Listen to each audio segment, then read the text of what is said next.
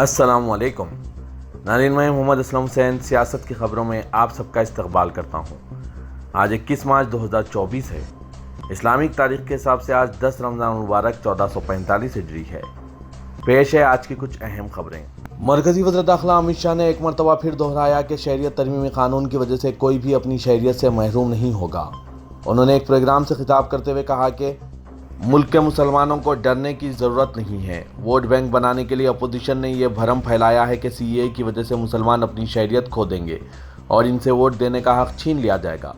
अमित शाह ने वाज़ेह किया कि सीएए शहरियत देने का कानून है, शहरियत छीनने का नहीं। अमित शाह ने प्रोग्राम से खिताब करते हुए कहा कि शहरियत तरमीम कानून की वजह से कोई भी अपनी शहरियत से महरूम नहीं होगा। सुप्रीम कोर्ट ने एक मामले की समाअत के दौरान इन्फोर्समेंट डायरेक्टरेट यानी ईडी को कटहरे में खड़ा कर दिया। सुप्रीम कोर्ट ने बगैर मुकदमा चलाए मुलजिम को हिरासत में रखने पर ईडी की सख्त सरजनिश करते हुए कहा कि मरकजी एजेंसी ज़मनी चार्जशीट पर ज़मनी चार्जशीट दाखिल नहीं कर सकती और बगैर मुकदमा चलाए किसी शख्स को जेल में नहीं रख सकती। सुप्रीम कोर्ट ने ईडी से किसी मुलजिम की डिफ़ॉल्ट ज़मानत से इनकार करने और ऐसे अफराद को गैर मुअय्यना मुद्दत तक जेल में रखने के लिए ज़मनी चार्जशीट दाखिल करने पर सवाल उठाया और सख्त बरहमी का इज़हार किया। अदालत ने कहा कि मुलजिमीन को बगैर मुकदमा चलाए जेल में रखने का यह तरीका अदालत उज़्मा को काबिल कबूल नहीं है। वाज़ेह कि यह समाअत जस्टिस संजीव खन्ना और जस्टिस दीपांकर दत्ता की बेंच ने की।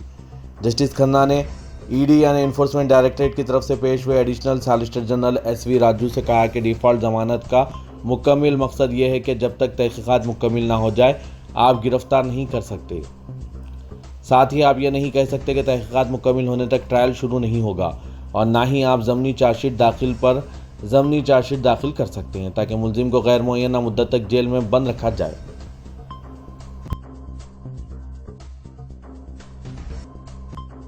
इन्फोर्समेंट डायरेक्टरेट यानी ईडी की जानिब से बार बार तलब किए जाने के खिलाफ दिल्ली के वज़ीर आला अरविंद केजरीवाल की अर्जीदाश्त पर समाअत करते हुए दिल्ली हाई कोर्ट ने ईडी से जवाब तलब किया है। केजरीवाल ने अदालत से गिरफ्तारी से तहफ़्फ़ुज़ का भी मुतालबा किया था, लेकिन अदालत ने इस मामले में इन्हें फ़िलहाल कोई राहत देने से इनकार कर दिया। इस मामले की अगली समाअत अब 22 मार्च को होगी। दिल्ली के वज़ीर आला केजरीवाल ने दिल्ली शराब पॉलिसी से मुतालिक मनी लॉन्ड्रिंग केस में तफ्तीश के लिए ईडी के समन को चैलेंज किया था, जिस पर अदालत ने इनसे पूछा कि वो एजेंसी के सामने पेश क्यों नहीं हो रहे हैं। अरविंद केजरीवाल के वकील अभिषेक मनु संघवी ने अदालत के सामने वाज़ेह किया कि वो एजेंसी के सामने पेश नहीं हो रहे हैं क्योंकि इन्हें गिरफ्तार भी किया जा सकता है, जबकि इन्फोर्समेंट डायरेक्टरेट के तमाम समन कानूनी तरीक़ेकार और दफ़ात के मुताबिक नहीं है। उन्होंने अदालत से केजरीवाल को गिरफ्तारी से तहफ़्फ़ुज़ देने की दरख्वास्त भी की। ईडी की जानिब से additional solicitor general SV Raju ने अर्जी पर सवाल उठाते हुए कहा कि यह काबिल समाअत नहीं है, वो इस मामले में अपना जवाब दाखिल करेंगे।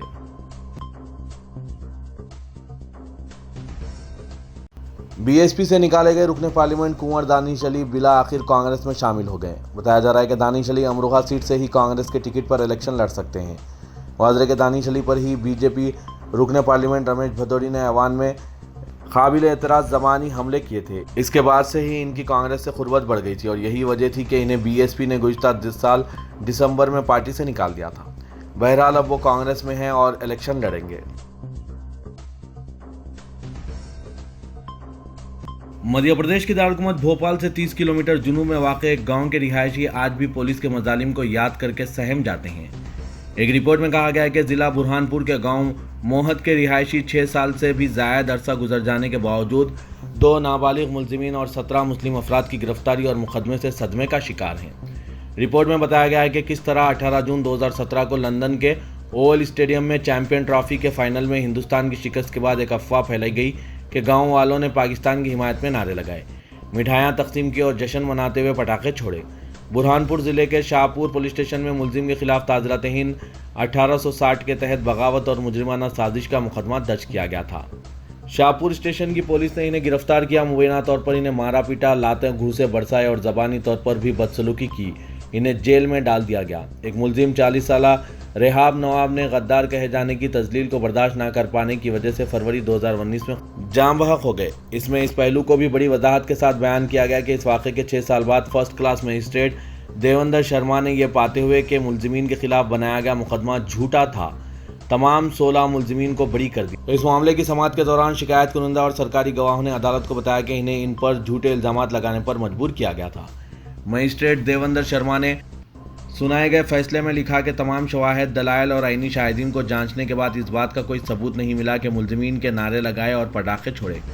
सहाफ़ी काशिफ काकोई और मध्य प्रदेश के रिपोर्टर और अजीम प्रेमजी फाउंडेशन के कॉन्स्टिट्यूशन फेलो रेश्वर राज सिंह ने पुलिस मुजालिम के शिकार तमाम अफराद और गांव वालों के साथ ही पुलिस की तरफ से गवाह बनकर पेश किए गए लोगों से बात करके पूरी सूरत हाल का जायजा लिया। पुलिस की जानिब से तैयार करदा केस अदालत में झूठा साबित हो गया। वज़ीर-ए-आज़म नरेंद्र मोदी ने रूसी सदर पुतिन के साथ टेलीफोन पर बातचीत की। वज़ीर-ए-आज़म ने इन्हें रूसी फेडरेशन का दोबारा सदर मुंतखब होने पर मुबारकबाद पेश की और रूस के दोस्त अवाम की अमन, तरक्की, खुशहाली के लिए नेक ख्वाहिशात का इजहार किया।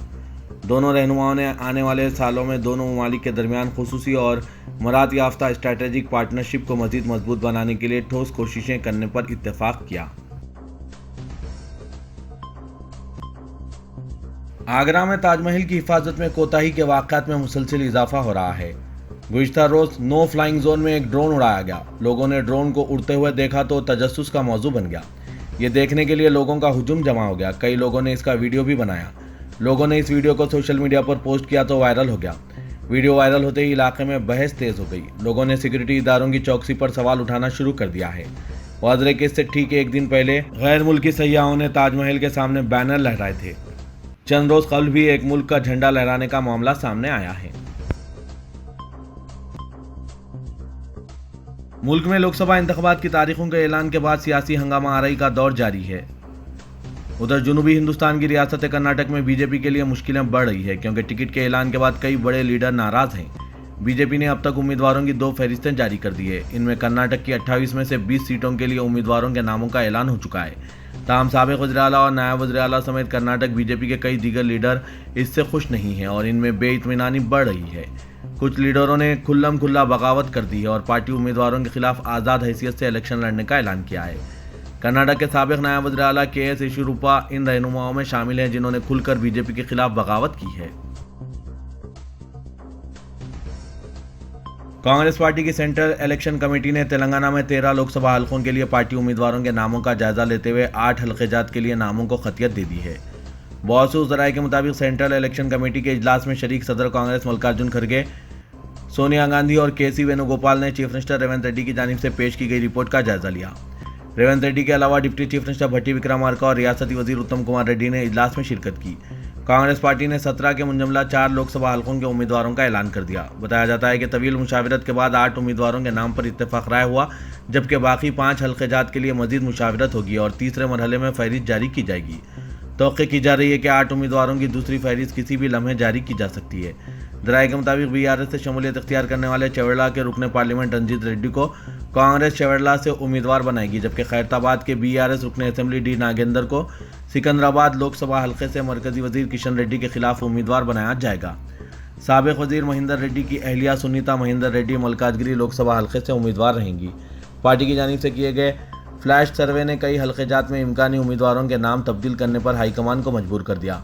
बताया जाता है कि चीफ मिनिस्टर रेवंत रेड्डी 5 हल्क़े-जात के उम्मीदवारों के लिए दोबारा नई दिल्ली का दौरा करेंगे।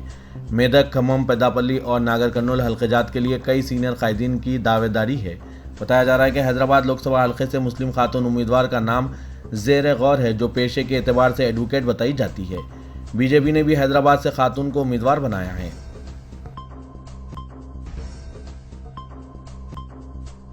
हैदराबाद जिले के इलेक्शन ऑफिसर रोनाल्ड रोस ने बताया कि इंतखाबी ज़ाब्ता अखलाक के निफाज के बाद से हैदराबाद में तलाशी मुहिम के दौरान ताहाल 47,18,300 रुपये नकद जब्त किए गए, जबकि 17,49,140 रुपये मालियत की कीमती अशिया जब्त किए गए। उन्होंने बताया कि 104 लीटर गैर कानूनी शराब को जब्त किया गया। पिछले 24 घंटों में तलाशी मुहिम में 29,70,000 रुपये नकद जब्त किए गए, जबकि 23,829 की कीमती अशिया को जब्त किया गया। तकरीबन 50 लीटर गैर कानूनी शराब जब्त की गई। रोनाल्ड रोस ने बताया कि 15 अफराद के खिलाफ एक्साइज एंड प्रोविजन एक्ट के तहत मुकदमा दर्ज करते हुए गिरफ्तार किया गया है। उन्होंने कहा कि हैदराबाद में तलाशी मुहिम में मजीद शिद्दत पैदा की जाएगी। शहर हैदराबाद के मंगलहाट पुलिस स्टेशन के हुदूद में चारशंबे की शाम घर घर तलाशी मुहिम चलाई गई। इस मुहिम में 150 मुलाजमीन पुलिस ने 10 ग्रुप्स की तश्कील देते हुए हिस्सा लिया। पुलिस ने नामुनासिब दस्तावेजात पर 23 बाइक्स, गैर कानूनी फिलिंग किए जाने वाले 15 गैस सिलेंडर्स और 24 लीटर शराब को जब्त कर लिया। पुलिस ने साथ ही 14 रॉडी शीटर्स को भी हिरासत में ले लिया। साउथ वेस्ट जोन के डीसीपी उदय कुमार रेड्डी ने कहा कि पार्लिमानी इंतखाबात के पेश नज़र ये मुहिम चलाई जा रही है। उन्होंने कहा कि अवाम के खौफ को दूर करने और मुनासिब लॉ एंड ऑर्डर के लिए ये मुहिम चलाई गई। अवाम की सलामती और इनमें भरोसा पैदा करना भी तलाशी मुहिम का मकसद है। पुराने शहर हैदराबाद में commissioner task force south zone team ने महकमा मवासलात के अहदेदारों और संतोष नगर पुलिस के साथ मुश्तरका कार्रवाई करते हुए पुराने शहर हैदराबाद में गैर कानूनी तौर पर चलाए जाने वाले इंटरनेशनल टेलीफोन एक्सचेंज का पर्दाफाश किया और 2 अफराद को गिरफ्तार कर लिया, जो अपने माली फायदों के लिए इंटरनेट के जरिए इंटरनेशनल इनकमिंग कॉल्स को लोकल कॉल्स में तब्दील कर रहे थे, जिसके लिए voice over internet protocol VoIP का इस्तेमाल किया जा रहा था। Deputy commissioner police task force Hyderabad S Rashmi IPS ने प्रेस कॉन्फ्रेंस को मुखातिब करते हुए बताया कि इस ताल्लुक से 40 साल हिदायत अली साकिन अमान नगर, मौला का छिल्ला याकुतपुरा और 40 साल मुजाहिद अहमद साकिन बोड़ाबंडे को गिरफ्तार कर लिया गया। उन्होंने बताया कि पुलिस की टीम ने फूलबाग में वाक़े एक मकान पर धावा किया, जहां हिदायत अली इंटरनेट कनेक्शन का इस्तेमाल करते हुए गैर कानूनी इंटरनेशनल टेलीफोन एक्सचेंज चला रहा था। हिदायत अली की निशानदेही पर बालापुर में वाक़े एक और फ्लैट पर धावा किया गया, जहां बैरूनी ममालिक दुबई, कतर, सऊदी अरबिया से आने वाले इंटरनेशनल टेलीफोन कॉल्स को VoIC की मदद से लोकल कॉल्स में तब्दील किया जा रहा था। मुलजिमीन इंतहाई होशियारी के साथ ये एक्सचेंज चला रहे थे ताकि कानून नाफिज करने वाली एजेंसियों को भी इनकी हरकतों का इल्म ना हो सके, मगर इनके ये इक़दाम कौमी सलामती के लिए खतरा साबित हो सकते हैं। अमेरिका में एक और तालिब इल्म लापता हो गया है। तफसीलात के मुताबिक हैदराबाद से ताल्लुक़ रखने वाले तालिब इल्म मोहम्मद गुज़िश्ता 2 हफ्तों से लापता हैं। ताहम नामालूम अफराद ने हैदराबाद में तालिब इल्म के वालिदैन को फ़ोन करके बताया कि मोहम्मद को अगवा कर लिया गया। उन्होंने $1200 तावान का मुतालबा किया और धमकी दी कि ऐसा ना करने पर मोहम्मद का गिरोह को फ़रोख्त कर देंगे। हैदराबाद से ताल्लुक़ रखने वाले मोहम्मद आला तालीम के लिए अमेरिका गए हुए हैं।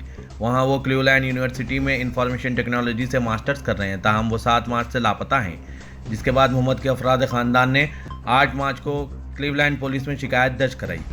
शिकायत मिलने के बाद पुलिस ने तालिब इल्म के लिए लुकआउट नोटिस जारी कर दिया। मोहम्मद के अहल खाना ने 18 मार्च को शिकागो में हिंदुस्तानी कौंसल खाने से भी रब्ता किया और मोहम्मद की तलाश में मदद की अपील की। इसी दौरान मोहम्मद के वालिद अहमद सलीम, जो हैदराबाद में मुकीम है, इनको एक नामालूम नंबर से फ़ोन आया। कॉलर का कहना था कि इसने मोहम्मद को अगवा कर लिया और इसे रिहा करने के लिए $1200 का मुतालबा किया जा रहा है। बसूरत दीगर मोहम्मद का गिरोह को फ़रोख्त करने की धमकी दी जा रही है। मुतालिका लवाकिन ने फौरी तौर पर पुलिस को इस बात की इत्तला दी। क्लीवलैंड पुलिस मोहम्मद की सरगर्मी से तलाश में मसरूफ़ हो गई है। इदारे सियासत के ज़ेरे एहतमाम महबूब हुसैन जिगर कैरियर गाइडेंस सेंटर वाक़े अहाते दफ्तर सियासत हैबिट्स में तालीम याफ्ता बेरोजगार नौजवानों को ज़ामीन रोजगार कोर्सेज की तरबियत दी जा रही है। 7th class, 8th class, 9th class, SSC, intermediate, degree सभी तालिबे इल्मों के लिए भी कोर्सेज कराए जा रहे हैं। गरमाई तातीलात में अपने नौनिहालों को इदारे सियासत के जरिए चलाए जा रहे कोर्सेज में दाखिल करते हुए इन्हें कंप्यूटर से वाकफियत हासिल कराएं।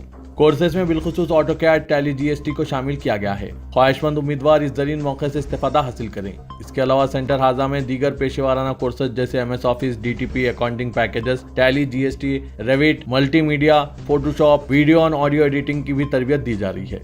सर्टिफिकेट हुकूमत की जानिब से भी जारी किए जाएंगे। इदारे हाजा से हर माह कई तलबा और तालिबात तरबियत हासिल करके मुल्क व बैरून मुल्क माकूल मुशायरों पर बरसरे रोजगार हैं। क्लासेस रमजान में भी जारी है। मजीद तफसीलात के लिए इदारे सियासत से रात या फिर इन फ़ोन नंबरात पर रब्त पैदा कर सकते हैं। फ़ोन नंबर है 9652 813 994 9393 876 978।